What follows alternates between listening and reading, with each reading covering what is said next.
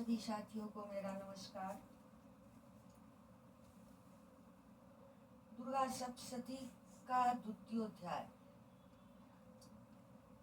ओम मध्यम चरित्र के विष्णु ऋषि महालक्ष्मी देवता उष्णिक छंद शाकंभरी शक्ति दुर्गा बीज वायु तत्व और यजुर्वेद स्वरूप है। श्री महालक्ष्मी की प्रसन्नता के लिए मध्यम चरित्र के पाठ में इसका विनियोग है। मैं कमल के आसन पर बैठी हूँ, प्रसन्न मुख वाली महिषासुर मर्दनी भगवती महालक्ष्मी का भजन करता हूँ, जो अपने हाथों में अक्षमाला, फरसा, गदा, बाण, वज्र, पद्म, धनुष, कुंडिका, दंड, शक्ति, खड़ग, ढाल, शंख, घंटा, मधु पात्र, शूल, पाश और चक्र धारण करती है। ऋषि कहते हैं, पूर्व काल में देवताओं और असुरों में पूरे 100 वर्षों तक घोर संग्राम हुआ था। उसमें असुरों का स्वामी महिषासुर था और देवताओं के नायक इंद्र थे। उस युद्ध में देवताओं की सेना महाबली असुरों से परास्त हो गई। संपूर्ण देवताओं को जीतकर महिषासुर इंद्र बन बैठा। तब पराजित देवता प्रजापति ब्रह्मा जी को आगे करके उस स्थान पर गए जहाँ भगवान शंकर और विष्णु विराजमान थे। देवताओं ने महिषासुर के पराक्रम तथा अपनी पराजय का यथावत वृत्तांत उन दोनों देवेश्वरों से विस्तार पूर्वक का सुनाया। वे बोले, भगवान महिषासुर सूर्य, इंद्र, अग्नि, वायु, चंद्रमा, यम, वरुण तथा अन्य देवताओं के भी अधिकार छीनकर स्वयं ही सबका अधिष्ठाता बन बैठा है। उस दुरात्मा महिष ने समस्त देवताओं को स्वर्ग से निकाल दिया है। अब वे मनुष्यों की भांति पृथ्वी पर विचरते हैं। दैत्यों की यह सारी करतूत हमने आप लोगों से कह सुनाई। अब हम आपकी ही शरण में आए हैं, उसके वध का कोई उपाय सोचिए। इस प्रकार देवताओं के वचन सुनकर भगवान विष्णु और शिव ने दैत्यों पर बड़ा क्रोध किया। उनकी भौहें तन गई और मुंह टेढ़ा हो गया। तब अत्यंत कोप में भरे हुए चक्रपाणी श्री विष्णु के मुख से एक महान तेज प्रकट हुआ। इसी प्रकार ब्रह्मा, शंकर तथा इंद्र आदि अन्य देवताओं के शरीर से भी बड़ा भारी तेज निकला। वह सब मिलकर एक हो गया। महान तेज का वह पुंज जाजल्यमान पर्वत सा जान पड़ा। देवताओं ने देखा, वहां उसकी ज्वालाएं संपूर्ण दिशाओं में व्याप्त हो रही थी।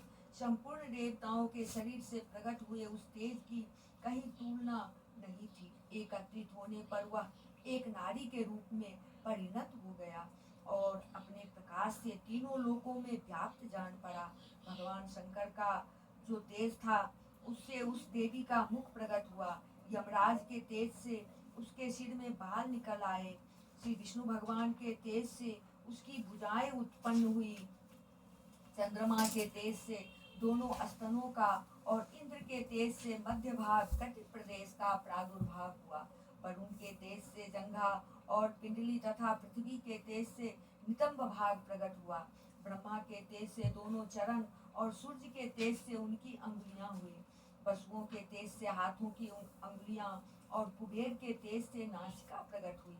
उस देवी के दांत प्रजापति के तेज से और तीनों नेत्र अग्नि के तेज से प्रकट हुए थे। उसकी भौहें संध्या के और कान वायु के तेज से उत्पन्न हुए थे। इसी प्रकार अन्य देवताओं के तेज से भी उस कल्याणमयी देवी का आविर्भाव हुआ। तदंतर समस्त देवताओं के तेज पुंज से प्रकट हुई देवी को देखकर महिषासुर के सताए हुए देवता बहुत प्रसन्न हुए। पिनाकधारी भगवान शंकर ने अपने शूल से एक शूल निकाल कर उन्हें दिया। फिर भगवान विष्णु ने भी अपने चक्र से चक्र उत्पन्न करके भगवती को अर्पण किया। वरुण ने भी शंख भेंट किया। अग्नि ने उन्हें शक्ति दी और वायु ने धनुष तथा बाण से भरे हुए 2 तरकस प्रदान किए। सहस्त्र नेत्रों वाले देवराज इंद्र ने अपने वज्र से वज्र उत्पन्न करके दिया और एरावत हाथी से उतार कर एक घंटा भी प्रदान किया। यमराज ने काल दंड से दंड, वरुण ने पास, प्रजापति ने स्फटिकाक्ष की माला तथा ब्रह्मा जी ने कमंडल भेंट किया। सूर्य ने देवी के समस्त रूपों में अपनी किरणों का तेज भर दिया। काल ने उन्हें चमकती हुई ढाल और तलवार दी। क्षीर समुद्र ने उज्ज्वल हार तथा कभी जीर्ण न होने वाले 2 दिव्य वस्त्र भेंट किए। साथ ही उन्होंने दिव्य चूड़ामणि, 2 कुंडल, कड़े, उज्ज्वल अर्धचंद्र, शव बाहुओं के लिए केयूर, दोनों चरणों के लिए निर्मल नूपुर, गले की सुंदर हंसली और शव अंगुलियों में पहनने के लिए रत्नों की बनी अंगूठियां भी दी। विश्वकर्मा ने उन्हें अत्यंत निर्मल फरसा भेंट किया। साथ ही अनेक प्रकार के अस्त्र और अभेद्य कवच दिए। इनके सिवा मस्तक और वक्ष स्थल पर धारण करने के लिए कभी न कुमलाने वाले कमलों की मालाएं दी।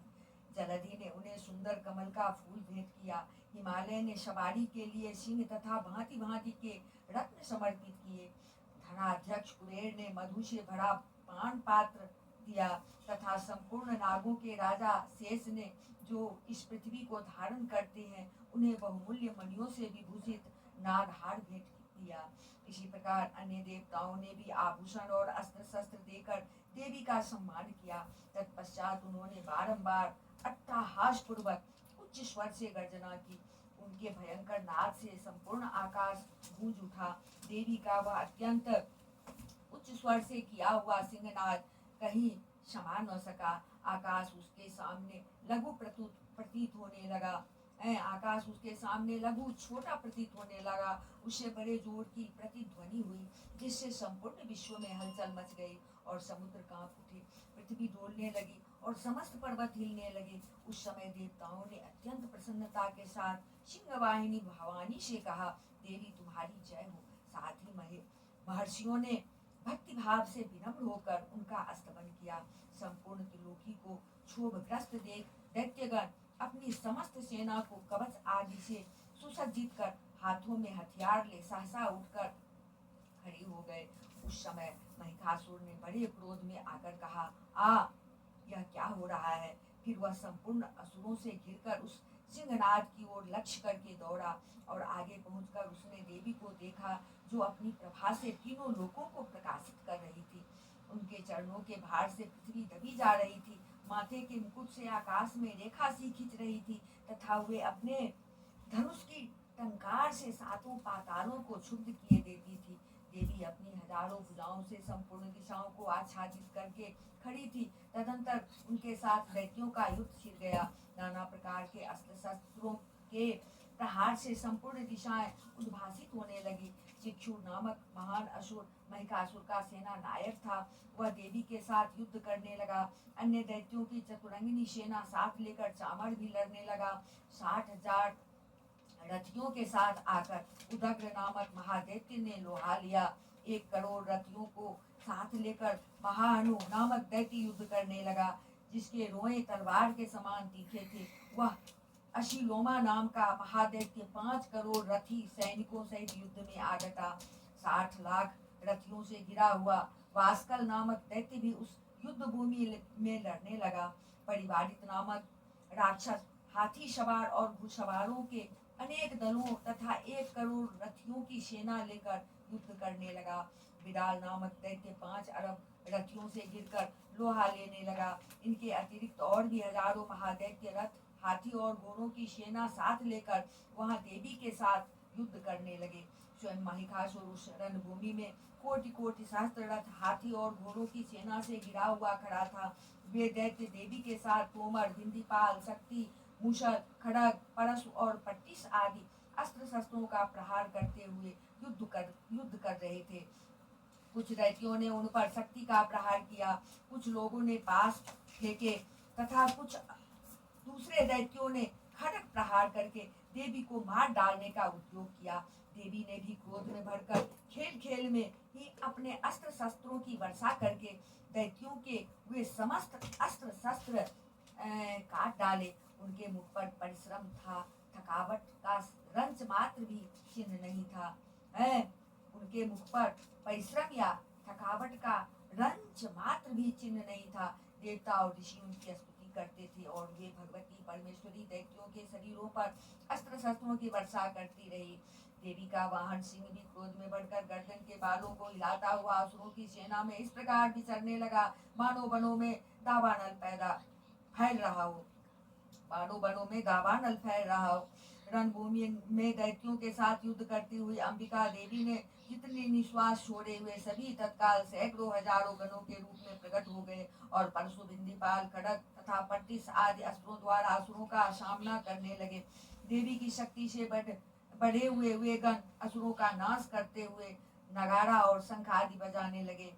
उस संग्राम महोत्सव में कितने ही गण मृदंग बजा रहे थे। तदंतर देवी ने त्रिशूल से, गदा से, शक्ति की वर्षा से और खड़ग आदि से सैकड़ों महादैत्यों का संहार कर डाला। कितनों को घंटे के भयंकर नाद से मूर्छित करके मार गिराया। बहुतेरे दैत्यों को पास से बांधकर धरती पर घसीटा। कितने ही दैत्य उनकी तीखी तलवार की मार से दो दो टुकड़े हो गए। कितने ही गदा की चोट से घायल हो धरती पर सो गए। कितने ही मूषल की मार से अत्यंत आहत होकर रक्त बमन करने लगे। कुछ दैत्य सूल से छाती फट जाने के कारण पृथ्वी पर ढेर हो गए। उस रणांगण में बाण समूहों की दृष्टि से कितने ही असुरों की कमर टूट गई। बाज की तरह झपटने वाले देव पीड़क दैत्यगण अपने प्राणों से हाथ धोने लगे। किन्हीं की बाहें छिन्न भिन्न हो गई, कितनों की गर्दनें कट गई। कितने ही दैत्यों के मस्तक कट कट कर गिरने लगे। कुछ लोगों के शरीर मध्य भाग में ही विदीर्ण हो गए। कितने ही महादैत्य जांघें कट जाने से पृथ्वी पर गिर पड़े। कितनों को ही देवी ने एक बाह, एक पैर और एक नेत्र वाले करके दो टुकड़ों में चीर डाला। कितने ही दैत्य मस्तक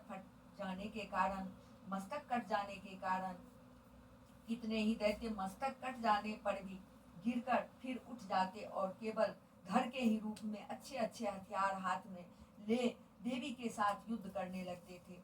दूसरे कबंध युद्ध के बाजों की लय पर नाचते थे। कितने ही बिना सिर के धड़ हाथों में खड़ग, शक्ति और रिष्टि लिए दौड़ते थे तथा दूसरे दूसरे महादैत्य ठहरो ठहरो यह कहते हुए देवी को युद्ध के लिए ललकारते थे। जहाँ वह घोर संग्राम हुआ था वहाँ की धरती देवी के गिराए हुए रथ, हाथी, घोड़े और असुरों की लाशों से ऐसी पट गई थी कि वहाँ चलना फिरना असंभव हो गया था। दैत्यों की सेना में हाथी, घोड़े और असुरों के शरीरों से इतनी अधिक मात्रा में रक्तपात हुआ था कि थोड़ी ही देर में वहाँ खून की बड़ी बड़ी नदियाँ बहने लगी। जगदम्बा ने असुरों की विशाल सेना को क्षण भर में नष्ट कर दिया। ठीक उसी तरह जैसे तृण और काठ के भारी ढेर को आग कुछ ही क्षणों में भस्म कर देती है, और वह सिंह भी गर्दन के बालों को हिला हिलाकर जोर जोर से गर्जना करता हुआ दैत्यों के शरीरों से मानो उनके प्राण चुने लेता था। वहाँ देवी के गणों ने भी उन महादैत्यों के साथ ऐसा युद्ध किया जिससे आकाश में खड़े हुए देवतागण उन पर बहुत संतुष्ट हुए और फूल बरसाने लगे। इस प्रकार मार्कंडेय पुराण में सावर्णी मनवंतर की कथा के अंतर्गत देवी महात्म्य में महिषासुर की सेना का वध नामक दूसरा अध्याय पूरा हुआ। अब जगदम्बा के श्री अंगों की कांति उदय काल के सहस्रों सूर्यों के समान है। वे लाल रंग की रेशमी साड़ी पहने हुए है। उनके गले में मुंडमाला शोभा पा रही है। दोनों अस्त्रों पर रक्त चंदन का लेप लगा है। वे अपने कर कमलों में जप मालिका, विद्या और अभय तथा वर्ण नामक मुद्राएं धारण किए हुए हैं। 3 नेत्रों से सुशोभित मुखारविंद की बड़ी शोभा हो रही है। उनके मस्तक पर चंद्रमा के साथ ही रत्नमय मुकुट बंधा है तथा वे कमल के आसन पर विराजमान है। ऐसी देवी को मैं भक्ति पूर्वक प्रणाम करता हूँ। ऋषि कहते हैं, दैत्यों की सेना को इस प्रकार तहस नहस होते देख महादैत्य सेनापति चिक्षुर क्रोध में बढ़कर अंबिका देवी से युद्ध करने के लिए आगे बढ़ा। वह असुर रणभूमि में देवी के ऊपर इस प्रकार बाणों की वर्षा करने लगा जैसे बादल मेरुगिरी के शिखर पर पानी की धार बरसा रहा हो। तब देवी ने अपने बाणों से उसके बाण समूह को अनायास ही काटकर उसके घोड़ों और सारथियों को भी मार डाला। साथ ही उसके धनुष तथा अत्यंत ऊंची ध्वजा को भी तत्काल काट गिराया। धनुष कट जाने पर उसके अंगों को अपने बाणों से बिंद डाला। धनुष, रथ, घोड़े और सारथियों के नष्ट हो जाने पर वह असुर ढाल और तलवार लेकर देवी की ओर दौड़ा। उसने तीखी धार वाली तलवार से सिंह के मस्तक पर चोट करके देवी की भी बाईं भुजा में बड़े वेग से प्रहार किया। राजन, देवी की बाह पर पहुंचते ही वह तलवार टूट गई। फिर तो क्रोध से लाल आंखें करके उस राक्षस ने शूल हाथ में लिया और उसे उस महादैत्य ने भगवती भद्रकाली के ऊपर चलाया। वह शूल आकाश से गिरते हुए सूर्यमंडल की भांति अपने तेज से प्रज्वलित हो उठा। उस शूल को अपनी ओर आते देख देवी ने भी शूल का प्रहार किया। उससे राक्षस के शूल के सैकड़ों टुकड़े हो गए। साथ ही महादैत्य चिक्षुर की भी धज्जियां उड़ गई। वह प्राणों से हाथ धो बैठा। महिषासुर के सेनापति उस महापराक्रमी चिक्षुर के मारे जाने पर देवताओं को पीड़ा देने वाला चामर हाथी पर चढ़कर आया। उसने भी देवी के ऊपर शक्ति का प्रहार किया, किंतु जगदम्बा ने उसे अपने हुंकार से ही आहत एवं निष्प्रभ करके तत्काल पृथ्वी पर गिरा दिया। शक्ति टूटकर गिरी हुई देख चामर को बड़ा क्रोध हुआ। अब उसने शूल चलाया, किंतु देवी ने उसे भी अपने बाणों द्वारा काट डाला। इतने में ही देवी का सिंह उछलकर हाथी के मस्तक पर चढ़ बैठा और उस दैत्य के साथ खूब जोर लगाकर बाहु युद्ध करने लगा। वे दोनों लड़ते लड़ते हाथी से पृथ्वी पर आ गए और अत्यंत क्रोध में भरकर एक दूसरे पर बड़े भयंकर प्रहार करते हुए लड़ने लगे। तदंतर सिंह बड़े वेग से आकाश की ओर उछला और उधर से गिरते समय उसने पंजों की मार से चामर का सिर धड़ से अलग कर दिया। इसी प्रकार उदग्र भी शिला और वृक्ष आदि की मार खाकर रणभूमि में देवी के हाथ से मारा गया और कराल भी दांतों, मुक्कों और थप्पड़ों की चोट से धाराशायी हो गया। क्रोध में भरी हुई देवी ने गदा की चोट से उद्धर का कचूमर निकाल डाला। भिंदीपाल से बासकल को तथा बाणों से ताम्र और अंधक को मौत के घाट उतार दिया। 3 नेत्रों वाली परमेश्वरी ने त्रिशूल से उग्रास्य, उग्रवीर्य तथा महाहनु नामक दैत्य को मार डाला। तलवार की चोट से बिराल के मस्तक को धड़ से काट गिराया। दुर्घर और दुर्मुख इन दोनों को भी अपने बाणों से यमलोक भेज दिया। इस प्रकार अपनी सेना का संहार होता देख महिषासुर ने भैंसे का रूप धारण करके देवी के गणों को त्रास देना आरंभ किया। किन्हीं को थुथुन से मारकर, किन्हीं के ऊपर फूलों का प्रहार करके, किन्हीं को पूंछ से चोट पहुंचाकर, कुछ को सिंगों से विदीर्ण करके, कुछ गणों को वेग से, किन्हीं को सिंहनाद से, कुछ को चक्कर देकर और कितनों को निश्वास वायु के झोंके से धराशायी कर दिया। इस प्रकार गणों की सेना को गिराकर वह असुर महादेवी के सिंह को मारने के लिए झपटा। इससे जगदम्बा को बड़ा क्रोध हुआ। उधर महापराक्रमी महिषासुर भी क्रोध में भरकर धरती को खूरों से खोदने लगा तथा अपने सिंगों से ऊंचे ऊंचे पर्वतों को उठाकर फेंकने और गर्जने लगा। उसके वेग से चक्कर देने के कारण पृथ्वी क्षुब्ध होकर फटने लगी। उसकी पूंछ से टकराकर समुद्र सब ओर से धरती को डुबोने लगा। हिलते हुए सिंगों के आघात से विदीर्ण होकर बादलों के टुकड़े टुकड़े हो गए। उसके श्वास की प्रचंड वायु के वेग से उड़े हुए सैकड़ों पर्वत आकाश से गिरने लगे। इस प्रकार क्रोध में भरे हुए उस महादैत्य को अपनी ओर आते देख चंडिका ने उसका वध करने के लिए महान क्रोध किया। उन्होंने पास फेंककर उस महान असुर को बांध लिया। उस महासंग्राम में बंध जाने पर उसने भैंसे का रूप त्याग दिया और तत्काल सिंह के रूप में वह प्रकट हो गया। उस अवस्था में जगदम्बा ज्यों ही उसका मस्तक काटने के लिए उद्यत हुई, त्यों ही वह खड्गधारी पुरुष के रूप में दिखाई देने लगा। तब देवी ने तुरंत ही बाणों की वर्षा करके ढाल और तलवार के साथ उस पुरुष को भी बिंध डाला। इतने में ही वह महान गजराज के रूप में परिणत हो गया तथा अपनी सूंड से देवी के विशाल सिंह को खींचने और गर्जने लगा। खींचते समय देवी ने तलवार से उसकी सूंड काट डाली। तब उस महादैत्य ने पुनः भैंसे का शरीर धारण कर लिया और पहले की ही भांति चराचर प्राणियों सहित तीनों लोगों को व्याकुल करने लगा। तब क्रोध में भरी हुई जगन्माता चंडिका बारंबार उत्तम मधु का पान करने और लाल आंखें करके हंसने लगी। उधर वह बल और पराक्रम के मद से उन्मत्त हुआ राक्षस गर्जने लगा और अपने सींगों से चंडी के ऊपर पर्वतों को फेंकने लगा। उस समय देवी अपने बाणों के समूहों से उसके फेंके हुए पर्वतों को चूर्ण करती हुई बोली। बोलते समय उनका मुख मधु के मद से लाल हो रहा था और वाणी लड़खड़ा रही थी। देवी ने कहा, ओ मूढ़, मैं जब तक मधु पीती हूँ तब तक तू क्षण भर के लिए खूब गर्ज ले। मेरे हाथ से यही तेरी मृत्यु हो जाने पर अब शीघ्र ही देवता भी गर्जना करेंगे। ऋषि कहते हैं, यूं कहकर देवी उछली और उस महादैत्य के ऊपर चढ़ गई। फिर अपने पैर से उसे दबाकर उन्होंने सूल से उसके कंठ में आघात किया। उनके पैर से दबा होने पर भी महिषासुर अपने मुख से दूसरे रूप में बाहर होने लगा।